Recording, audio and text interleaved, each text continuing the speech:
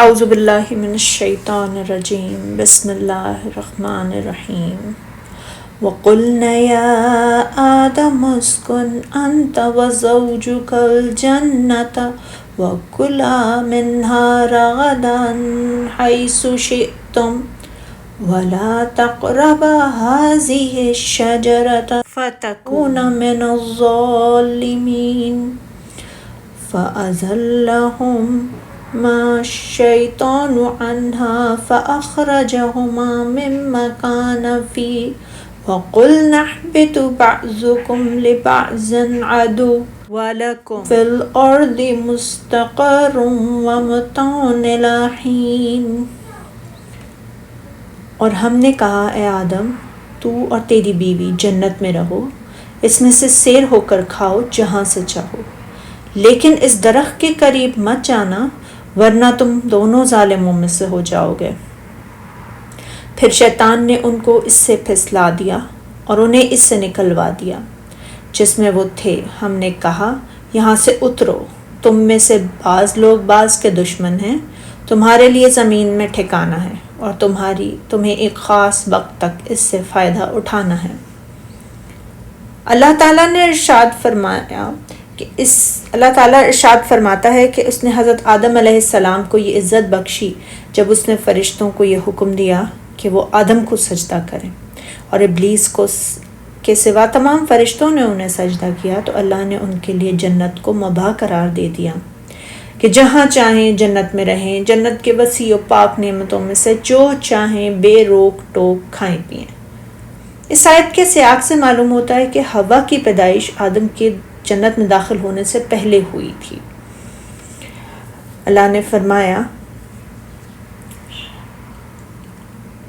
جب اللہ تعالیٰ نے ابلیس کی سرزنش سے فارغ ہوا اور آدم علیہ السلام کی طرف متوجہ ہوا، اور اس نے آدم علیہ السلام کو تمام چیزوں کے نام بھی سکھا دیے کہ اے آدم، تم انہیں ان چیزوں کے نام بتا دے جب اس نے انہیں ان چیزوں کے نام بتا دیے تو اللہ نے کہا، کیا میں نے تم سے نہیں کہا تھا کہ بے شک آسمان اور زمین کی غیب جانتا ہوں، اور وہ بھی جانتا ہوں جو تم ظاہر کرتے ہو اور جو تم چھپاتے ہو۔ اور اس کے بعد آدم علیہ السلام پر طاری کر دی گئی، جیسا کہ اہل توریت اور دیگر اہل کتاب کی طرف سے ابن عباس رضی اللہ تعالیٰ عنہ اور ان کے علاوہ دیگر اہل علم سے ہم تک پہنچا۔ پھر آپ کی بائیں طرف کی پسلیوں میں سے ایک پسلی کو لے کر اس کی جگہ گوشت پیدا کر دیا گیا کہ آدم علیہ السلام سوئے ہوئے تھے اور نیند سے بیدار نہیں ہوئے تھے، حتیٰ کہ اللہ تعالیٰ نے آپ کی اس پسلی سے آپ کی بیوی حوا کو پیدا فرما دیا تاکہ اس سے سکون و راحت حاصل کریں۔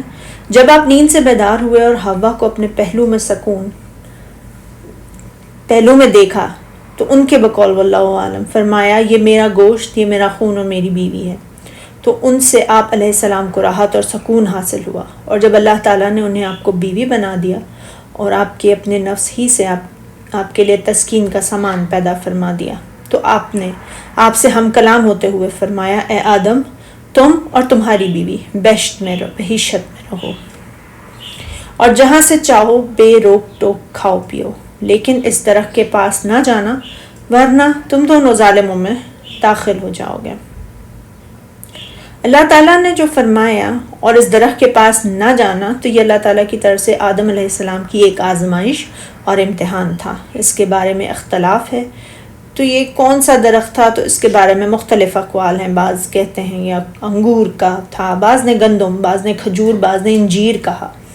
بعض نے کہا کہ ایک ایسا درخت تھا جو اسے کھا لیتا اسے انسانی حاجت ہو جاتی تھی، بعض نے کہا کہ یہ ایک ایسا درخت تھا جس کا پھل کھانے سے فرشتوں کو ہمیشہ کی زندگی نصیب ہوتی ہے۔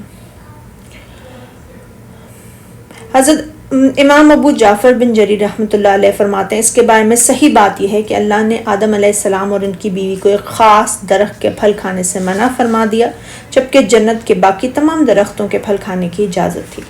مگر آدم و حوا نے اس درخت کے پھل کو کھا لیا جس سے منع کیا گیا تھا،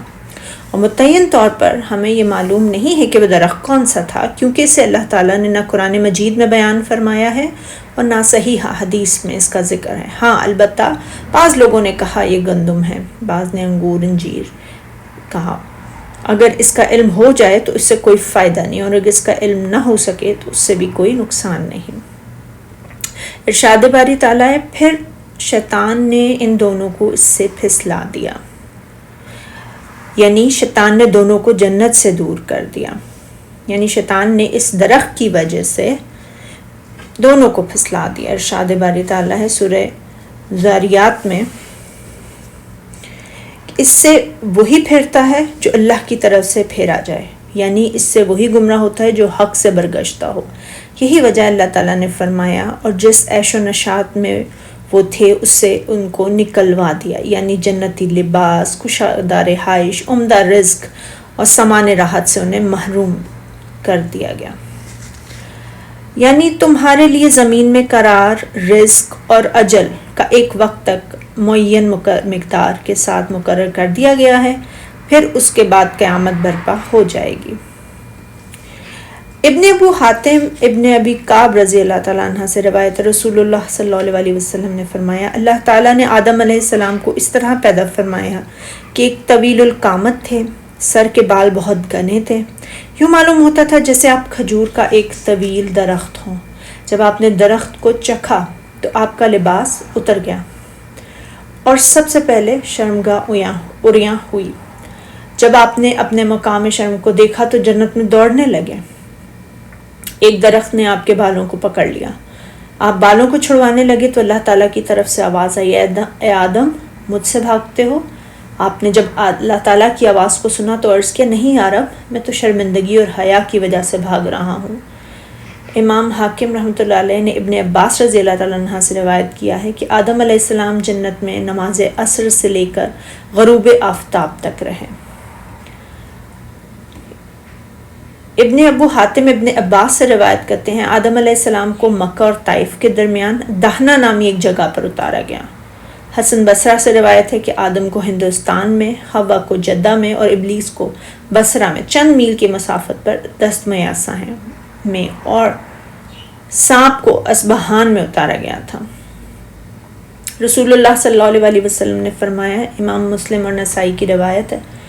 کہ بہترین دن جس میں سورج طلوع ہوا جمعے کا دن ہے، اسی دن آدم کو پیدا کیا گیا، اسی دن جنت میں داخل کیا گیا اور اسی دن انہیں جنت سے نکالا گیا۔ اگر کہا جائے کہ وہ جنت جس میں حضرت آدم علیہ السلام کو نکالا گیا آسمان میں ہے، جیسا کہ جمہور علماء کا قول ہے، تو سوال پیدا ہوتا ہے پھر ابلیس اس میں کس طرح داخل ہوا، حالانکہ اسے وہاں سے زبردستی نکال دیا گیا تھا۔